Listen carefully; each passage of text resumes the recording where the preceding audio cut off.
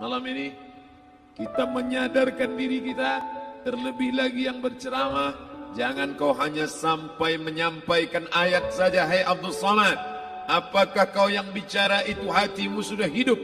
Senantiasa merasakan diri, aku orang paling hina, aku orang paling kotor, ditempelkan kening ke lantai di tempat yang diinjak tapak kaki, mengatakan bahwa aku bukan siapa-siapa.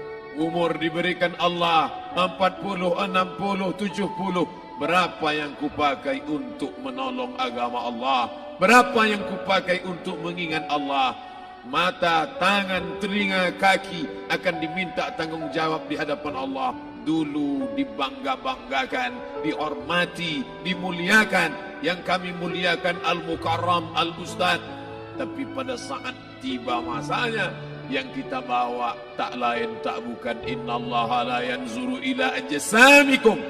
Allah tak menengok badan, fisik, bentuk tubuh, baju. Ini sampulnya saja. Wala ila suwarikum, Allah tak menengok rupa, wajah. Walakin yanzuru ila qulub. Hati kamu yang bersih itulah yang kau bawa menghadap Allah Subhanahu wa taala. Yauma la yanfa'u malun, harta tak berguna. Wala banun, anak tak bisa menolong.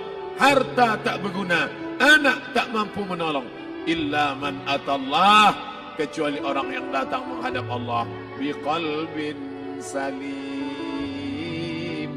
dengan hati yang bersih, hati yang tulus, hati yang memercikkan cahaya iman, hati yang bersih dari hasad, busuk hati, sum'ah, riya, takabbur. Itulah yang menolong di hadapan Allah Subhanahu wa taala. Apa kata Imam Ali radhiyallahu an? An-nasu niyam. Semua manusia waktu hidup itu tidur. Bapak tidur, ibu tidur, saya tidur. Semua orang waktu hidup itu tidur. Falamma matu, ketika dia mati, disitulah dia baru terjaga dari tidur panjang. Saat Israel mencabut nyawa, ditarikkan adalah satu sentapan yang kuat. Disitulah kita baru terjaga dari tidur panjang. Betapa aku meninggalkan salat, betapa aku tak berzakat, betapa dulu kekuasaan. Aku lulus umur 30, pensiun 58, 28 tahun apapun tak pernah kubuat untuk agama. Sibuk membesarkan anak, sibuk mengurus warisan. Anak pun tak ingat dengan kita, karena kita lupa menanamkan pendidikan agama di dalam otak kepalanya. Harta yang banyak tak sempat menolong agama Allah. Anak tunggal semata wayang tak sempat dididik agama. Istri meninggalkan dalam keadaan stres susah hatinya, karena dia tak diajarkan sabar menerima ridha ketetapan takdir Allah. Dan paling celaka, tak pernah anggota tubuh ini dipakai untuk berzikir, muhasabah, mengingat Allah. Tak pernah mata dipakai menengok Quran, kitab suci Allah. Tak pernah dipakai hati merenung sejenak. Apa yang akan kubawa mati menghadap Allah Subhanahu wa ta'ala. Abdul Samad dari dalam tanah naik ke atas tanah, ceramah, masuk balik ke dalam tanah. Yang kau bawa apa? Baju koko tinggal, peci tinggal, pakaian kehormatan tinggal. Yang kau bawa kain tidak berjahit, disobek, kerak. Itu yang akan menyampul kulitmu, yang selama ini kau dimandikan, dibersihkan oleh ibumu dulu 60 tahun yang lalu. Sampai masanya kau lupa kapan kau dimandikan dulu. Sekarang ruh melihat, disebut dia ruh karena dia roha ya ruhu roh, seperti aroma semerbak yang datang pergi hinggap. Ruh sampai masanya dia datang masuk ke dalam jasad. Ruh sampai masanya dia pergi meninggalkan jasad.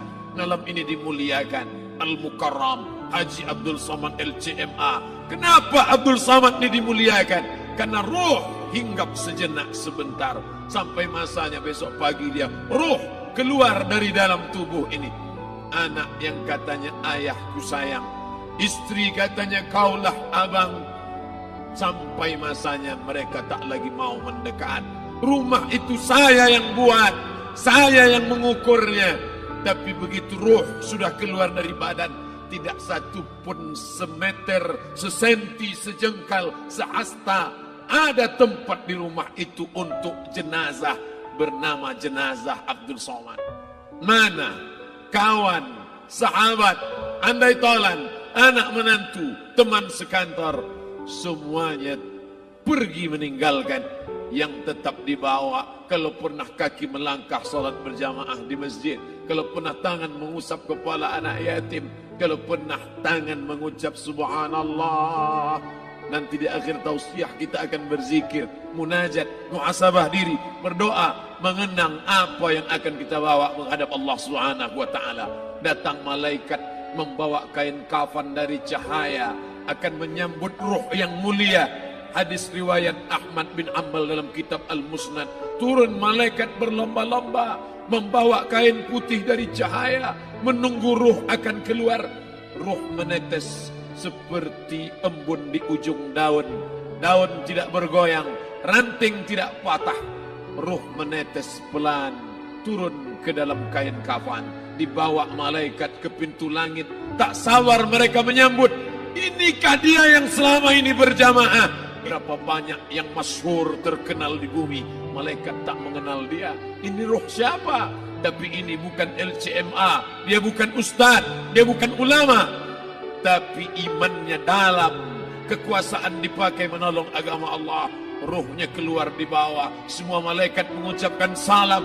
Inilah orang yang selama ini kami tunggu-tunggu, catatannya sudah lama. Setiap pagi petang malaikat subuh membawa catatan namanya, malaikat malam membawa catatan namanya. Kami merindukannya.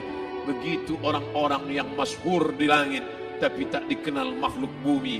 Tapi ada sebaliknya, yang rohnya disentapkan, ditarik malaikat dengan begitu tarikan yang sangat kuat. Nabi bertanya saat Isra Mi'raj kepada mereka yang sudah mati ribuan tahun yang lalu, apa yang kalian rasakan?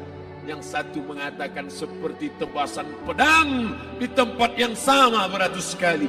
Yang satu mengatakan seperti kambing yang dikuliti hidup-hidup. Yang satu mengatakan seperti mata kail pancing ditarik dari kulit yang basah.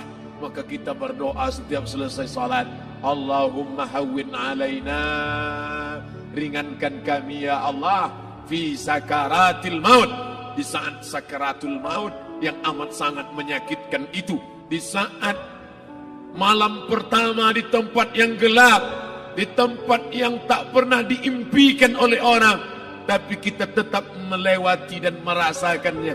Perlahan-lahan cacing tanah, ular-ulat kalajengking akan menggerogoti kulit yang selama ini dimandikan, selama ini dipakaikan sampo yang mahal, selama ini dioleskan pelembab yang lembut. Tapi ternyata sebelum roh keluar jasad, setelah keluar, dia hanya akan menjadi santapan cacing tanah. Hancur berkeping hari demi hari. Yang pertama kali membusuk adalah mata, karena dia berisi cairan. Cairan ini mengering, busuk dan berlubang. Lalu kemudian usus sebulan di dalam tanah. Mulai dia menggelembung masuk angin, dan dia meletus pecah. Cacing-cacing tanah mulai datang menggerogoti, memakan. Habis, siap tak siap, suka tak suka, kau akan didatangkan. Apa yang akan ditanya oleh Allah? Perbuatanmu, amalmu. Faman ya'mal mithqala dzarratin khairan yarah. Sebesar biji sawi, sebesar ujung rambut, kau aniaya orang, kau makan titik puluh keringatnya. U'tul ajira ajrahu, berikan upah pekerjamu, gaji tukang panenmu, gaji tukang cuci setrikamu. Kau makan, kau tahan 3 bulan. Dia tak menuntut, dia senyum. Dia hanya mampu mengadu kepada Allah. Tapi titik peluhnya yang keringatnya, air matanya akan kau balas di hadapan Allah Subhanahu wa ta'ala. Di saat itu tak ada siapa bisa menolong. Hari ini uangmu banyak, kau bayar pengacara handal 1 jam 100 juta, bebas tanpa syarat. Tapi di hadapan Allah semua akan bersaksi. Al-yawma nakhtimu ala, lidah yang selama ini pandai bicara dikunci, ditutup Allah Ta'ala yang akan bicara. Wa tukallimuna aydihim wa tashhadu arjuluhum, kaki akan bersaksi, tangan akan bicara. Bima kanu yaksibun, yang pernah dilakukan di masa yang lalu. Mata melihat seolah-olah nyata perbuatan itu pernah dilakukan dulu. Kita lupa, kita tak ingat. Tapi catatan malaikat terlalu terang benderang. Wa in kullun lamma jami'un ladaina muhdharun. Catatan dibaca sampai-sampai orang itu tak percaya. Ma li hadzal kitab, kenapa buku catatan saya ini la yughadiru saghiratan, yang kecil-kecil, wala kabiratan, yang besar-besar, ahsaha, semua tercatat dalam buku catatan yang nyata. Dalam surat Al-Isra apa kata Allah? Iqra. Hari ini kalau dikatakan Iqra baca Quran, Iqra baca Yasin, malam Jumat Iqra baca surat Al-Kahfi. Tapi sampai hari itu Yasin tak bermakna, Al-Kahfi tak lagi disuruh baca karena hidup sudah berakhir. Iqra, baca. Apa yang kau baca? Kafa binafsikal yawma alaika hasiba. Baca buku catatan amal. Sampulnya dosa, isinya dosa. Catatan kakinya dosa, sampul penutupnya dosa, bibliografinya dosa. Sampai ia pun tidak percaya, kenapa aku hidup hanya dosa saja.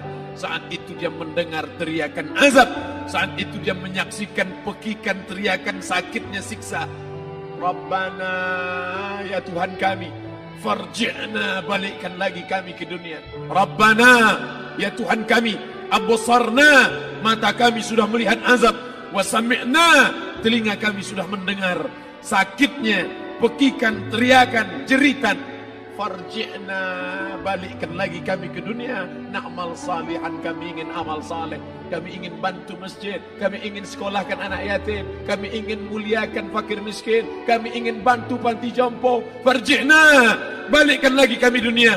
Kami ingin salat tahajud, kami ingin tahiyatul masjid, kami ingin puasa sunat. Saat itu penyesalan tak lagi berguna. Na'mal salihan, kami ingin amal saleh. Andai kau beri kami tenggat waktu ya Allah, laula akhartani, kalau kau beri aku waktu, ila ajalin qarib, aku tak minta hidup 1000 tahun. Ila ajalin qarib, sebentar saja kau hidupkan aku ya Allah. Di situ orang baru tahu apa yang pernah dilakukan dulu, yang di masa lalu. Tak ada cara lain kecuali malam ini kita bertaubat, taubat nasuha, mandi, solat sunat taubat. Ma min muslimin yuznibu zamban, ada orang silap, khilaf, buat dosa, salah. Siapa yang tak pernah salah? Sedangkan datuk moyang kita Adam pun salah, tapi dia mengetahui, sadar salahnya. Dia berdoa, Rabbana zalamna anfusana, kami sudah menzalimi diri kami. Wa illam taghfir lana, kalau kau tidak mengampuni kami, wa tarhamna, kalau kau tidak merahmati kami, dan akunanna minal khasirin, kami termasuk orang yang rugi ya Allah. Maka malam ini kita bermunajat kepada Allah, berdoa, mengenang masa lalu, bergelimang dosa, besok tak akan kita ulang. Kita minta ampun kepada Allah Subhanahu wa taala. Astaghfirullahalazim. Astaghfirullahalazim. Astaghfirullahalazim.